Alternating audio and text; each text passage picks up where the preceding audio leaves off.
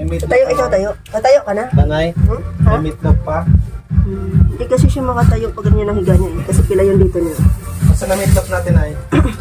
Meron dyan. Opya. Ay, nasasakal pala siya pag dyan ko siya hihilahin. Pag ganito yung side niya, Hawakan mo. madali niya. Hihilutin daw to eh. Yan o. O, tingnan mo na ko. Nalaylay talaga yung paa niyang isa. Ito o, hindi niya maangat. Natutuon niya kaya lang. Nangungudgod siya. Aray ko. Hindi ko makita yung meatloaf na. Oh, wow. Nakatayo na ang itim namin. Yeah, hawakan mo lang, hawakan mo lang. Hindi pa nakatayo. Kaya lang ano, wala siyang balansi. Nangungudgod siya. Hawakan mo lang, kaya mo lang ganyan muna. Aray ko. Ang ganito niya, oh. Hindi makapersa. Kaya ano siya, nangungudgod siya pag nabilitawan na siya eh. Gusto niyang tumayo, baka nahihilo na kakahiga. Ayan. Kumain lang na ito. Tatali. Ang lakas makalakas ng pagkain niya, no? Hangga.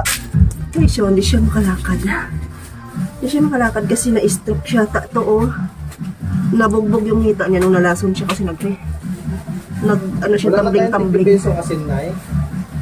Meron. Ano na, ang bigat mo. Pagod na ako nilay. Labi na yung pawis ko. Halika na. Oh, pag binitawan ko siya, nangungudgod siya. Aray, pagod na ako dong. Gawan mo kaya yan ay ng ano? Halika. Baby, bata. Halika na. Kaya lang natutumba siya. Ang binibitawan. Dito tayo! Meron, no?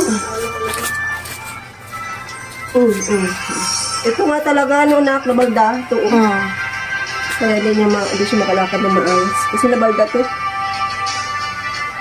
Tawan mo! Pero parang di man siya maga. Ano kaya natanggal ang buto niya?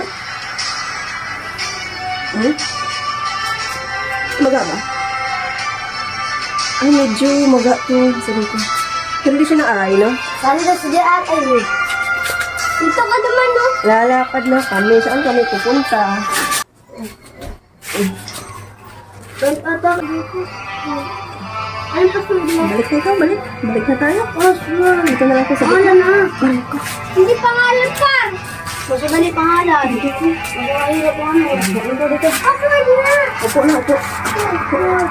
Upo. Aray. Ino mo.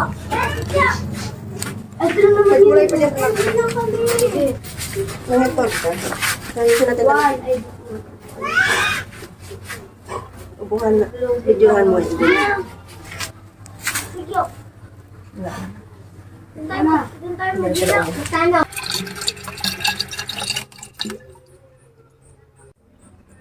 Bitrasin po, maganda siya sa aso. Madali siyang lumakas at magumana siya kumain. Subok ko na po siya.